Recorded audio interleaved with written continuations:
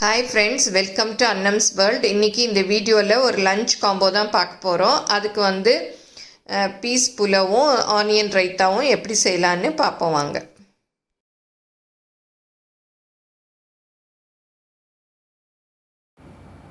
நீங்களும் சுவையாக சமைக்கணுமா எங்கள் மசாலா பொடிகளை யூஸ் பண்ணி பாருங்கள். அதெல்லாம் வாங்கணுன்னா ஸ்க்ரீனில் வர்ற வெப்சைட்டுக்கும் வாட்ஸ்அப் நம்பருக்கும் போய் ஆர்டர் பண்ணிங்கன்னா நீங்கள் வேணுங்கிறத வாங்கிக்கலாம்.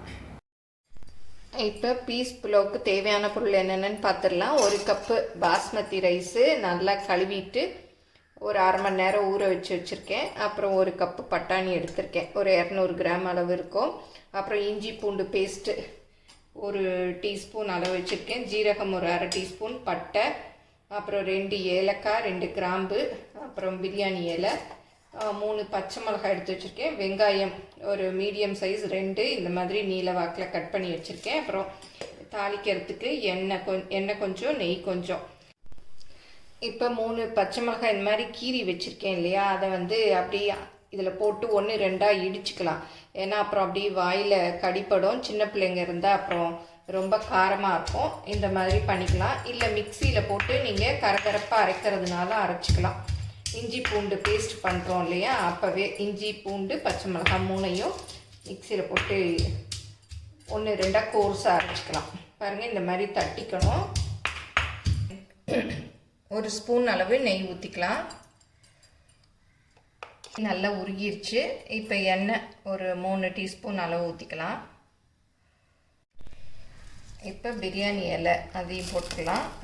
கிராம்பு, ஏலக்காய், அப்புறம் பட்டை அதையும் போட்டுட்டு சீரகத்தையும் போட்டுக்கலாம்.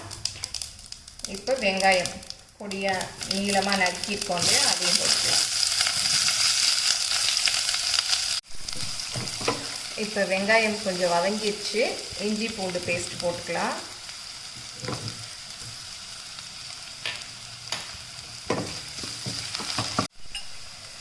அப்புறம் இடித்து வச்சு பச்சை மிளகாயும் போட்டுக்கலாம்.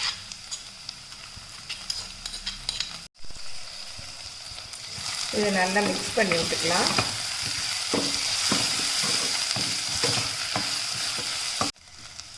இதில் வந்து முந்திரி கூட நீங்கள் சேர்த்துக்கிறதுனா சேர்த்துக்கலாம், நல்லாயிருக்கும். இப்போ பச்சை பட்டாணியும் போட்டுக்கலாம்.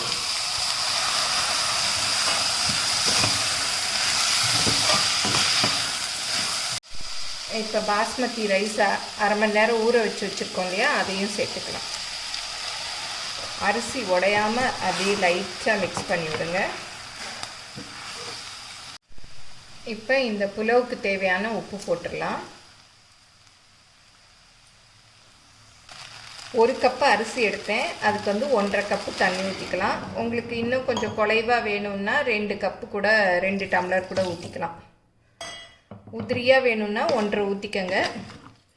சின்ன பிள்ளைங்கள்லாம் சாப்பிடணும் அப்படின்னா 2 ஊற்றிக்கலாம். நல்லா மிக்ஸ் பண்ணி விட்டுறணும். அந்த உப்பு கல்லுப்பு தான் நான் போட்டேன், அதெல்லாம் நல்லா கரையணும்.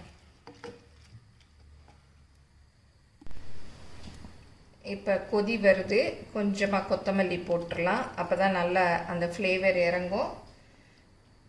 மிக்ஸ் பண்ணி லைட்டாக மிக்ஸ் பண்ணி விட்டுடலாம். இப்போ குக்கரை மூடி ஒரு விசில் விட்டால் போதும். அரிசி நல்லா ஊறிடுச்சு, பட்டாணியும் சீக்கிரம் வெந்துடும்.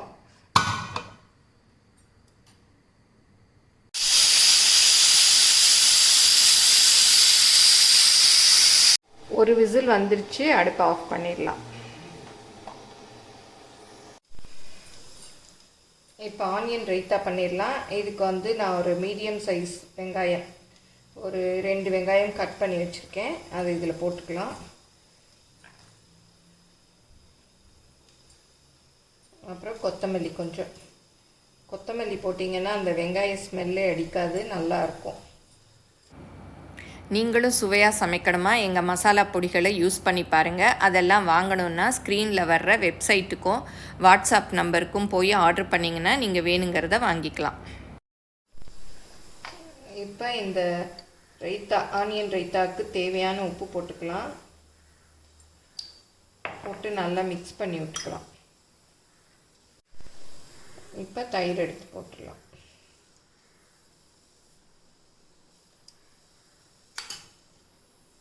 இது ரொம்ப பவுல் சின்னதாக இருக்குது. இதில் போட்டு நல்லா மிக்ஸ் பண்ணிக்கலாம்.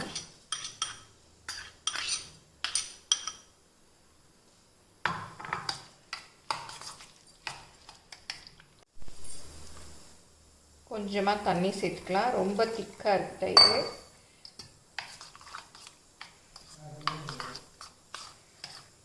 பாருங்கள் இந்த அளவு. இப்போ ஆனியன் ரைத்தா ரெடி ஆயிடுச்சு. இது இந்த பவுலில் மாற்றிக்கலாம். இப்போ ஸ்டீம் எல்லாம் போயிடுச்சு. திறந்து பார்க்கலாம். பாருங்கள் சூப்பராக வெந்திருக்கு. பாருங்கள் சூப்பராக உதிரி உதிரியாக நல்லா வெந்திருக்கு. அடியெல்லாம் ஒன்றுமே அடிப்பிடிக்கலை. பாருங்கள் நல்லா வெந்திருக்கு. நல்லா உதிரியாகவும் இருக்குது. நல்லா வெந்துருச்சு.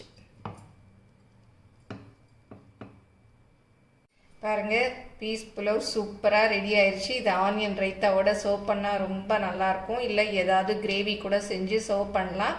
எல்லோரும் இதை செஞ்சு பாருங்கள். எப்படி வந்ததுன்னு உங்கள் கமெண்ட்ஸை சொல்லுங்கள். மறக்காமல் எங்கள் சேனலை சப்ஸ்கிரைப் பண்ணுங்கள். தேங்க்யூ.